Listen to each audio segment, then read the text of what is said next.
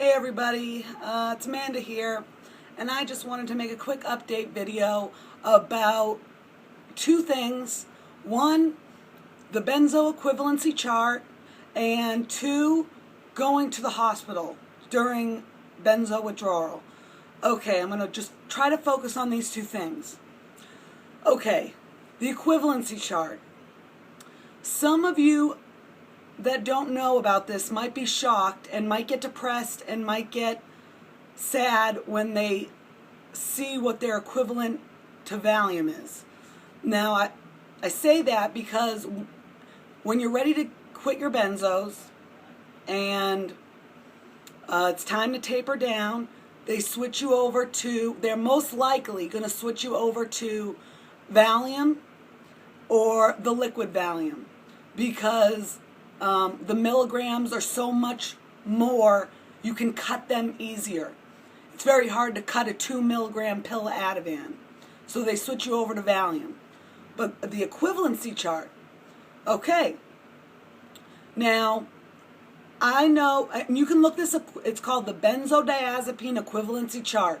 You can look it up on Google, and there's going to be a couple different ones up there. I noticed a couple of them weren't 100% correct, and then a couple were like right on the dot correct. And if you read like 3 or 4 of them, you'll kind of get the idea of the equivalency of what your benzo is to Valium. Okay, if you think you are okay because you only take 1-2 milligrams of Ativan or Klonopin a day, you might be shocked. I take 4 milligrams of Ativan a day, also with a 30 milligram temazepam a day. 1 milligram of Ativan equals 10 milligrams of Valium. So I'm a little upset. I knew all about the equivalency chart to begin with, but I really didn't know how high I was. Yeah, so add my pills together. 4 milligrams of Ativan a day. And a 30 milligram of temazepam a day. Do you know what that equals out to on the equivalency chart of Valium? That is like 60 plus milligrams of Valium a day. So when I decide, and you guys don't need to ask me any more questions about if I'm going to quit. Right now I'm not. I cannot go through that hell. Right now I know what's going to happen. I know it's going to be bad, but I'm just not ready right now. I don't want to suffer right now. I'm 32 years old, and I just want to spend the last years of my youth not laying in bed dying. So I really, at this point, I plan on maybe quitting in like 5 years. I don't even know. It scares the death out of me. It is the hardest thing I've ever went through in my life. And I didn't taper. I was cold turkeyed. After 2 years of taking 4 milligrams of Ativan a day, completely cold turkeyed after 2 years, everyday use, had no idea what was going to happen. So I was one of the unfortunate, unlucky people that the doctor just said, nope, I'm not prescribing this to you anymore, and that's it. Just got to get off it. It's going to be okay. And I was like, okay, been on plenty of pills, been off plenty of pills, it's going to be fine. No, it is hell on earth. Okay. The equivalency chart. Okay, just look it up, guys, because you're going to be shocked. Because like I said, when it's time to taper down, always taper down. I didn't taper down ever, so I don't even know how that feels.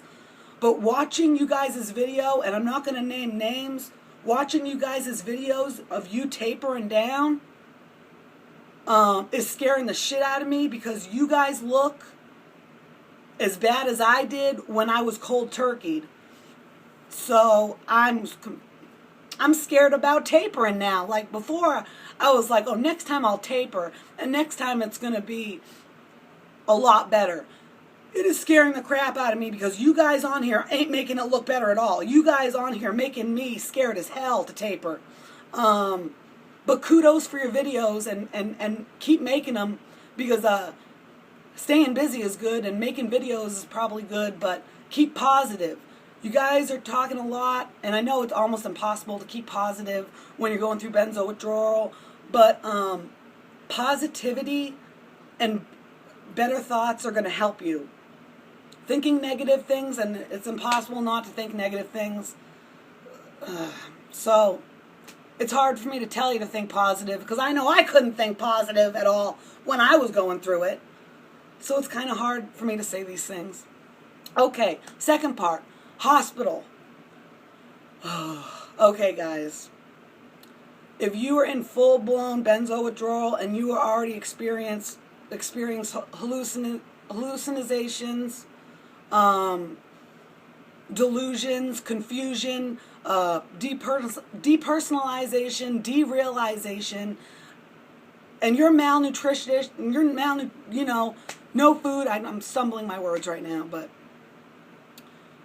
if you go in there talking all crazy, they are going to probably put you on a 72-hour hold for your own safety because you're probably not going to be able to talk normal to the doctor.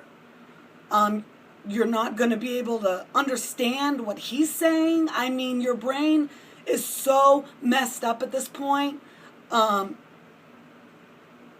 It's just like nothing makes sense. So you could be talking so crazy that they will just snap their fingers and that doctor will 72-hour hold you. And I want to stress real quick, if you need to go to the hospital and you think you got to go. I'm not telling you not to go. What I'm really trying to say is just be careful what you say to them because they are going to think you're crazy.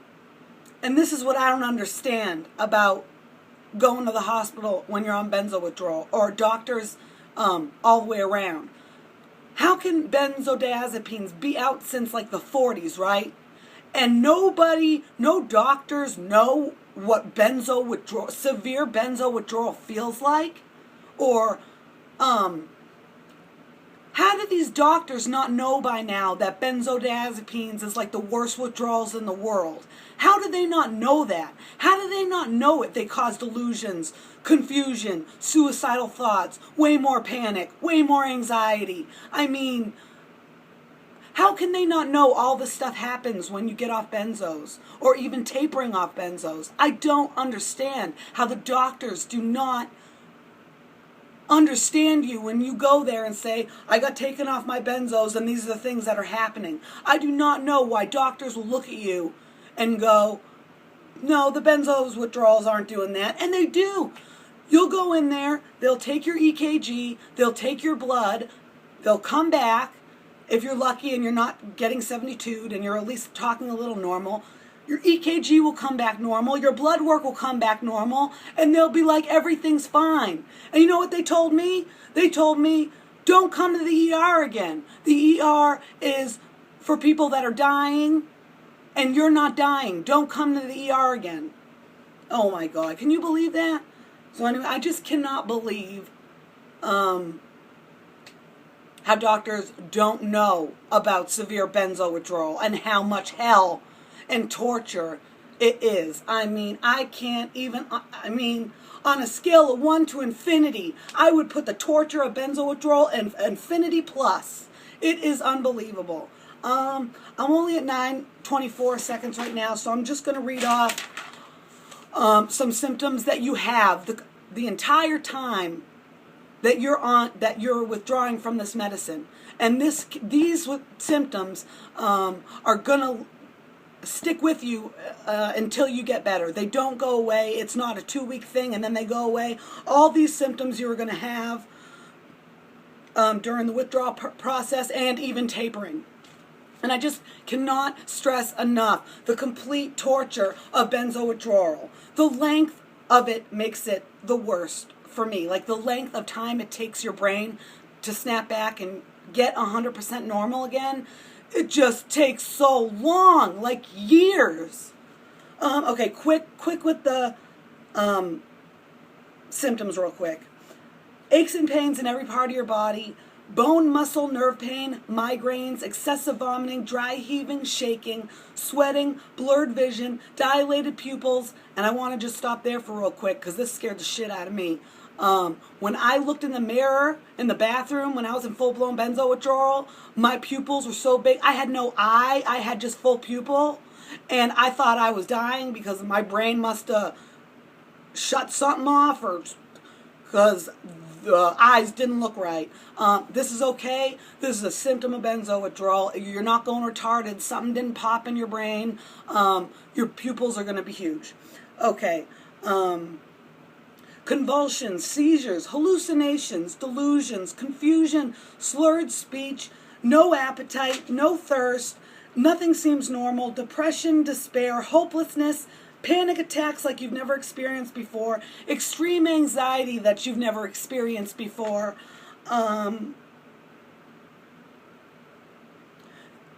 suicidal thoughts after some point, because at a couple months in, even tapering, you literally want to die. You are ready to be like, okay, I'm done.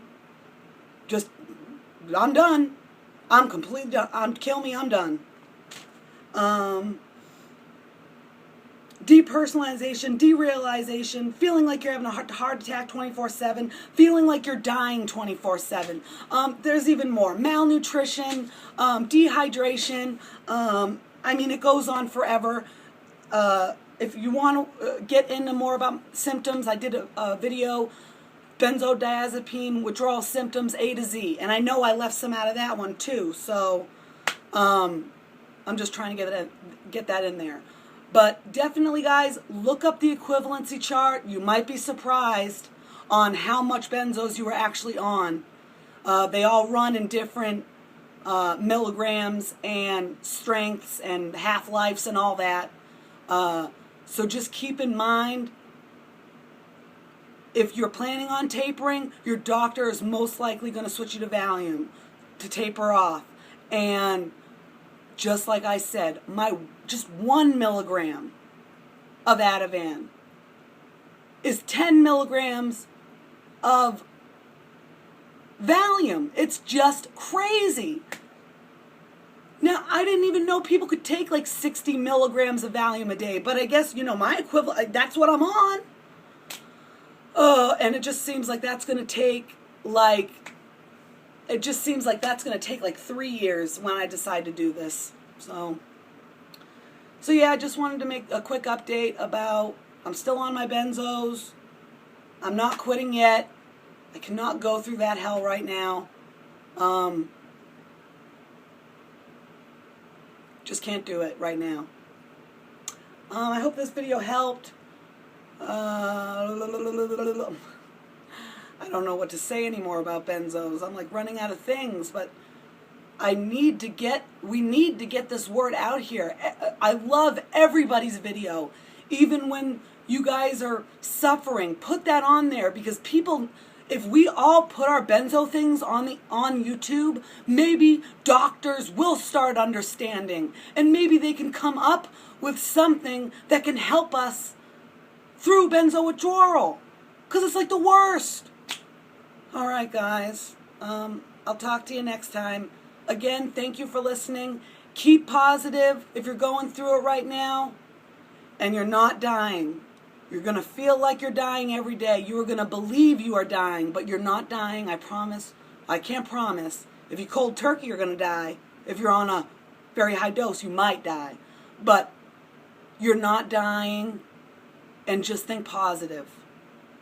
It's the best you can do, because it just takes time. It takes forever to get off this medicine and be back to normal. But one day, you are going to be 100%. So don't get scared of never returning back to normal, because you will. And you're not going to die. So good luck to you guys out there. And I hope once again my video helped somebody. I'll talk to you guys next time.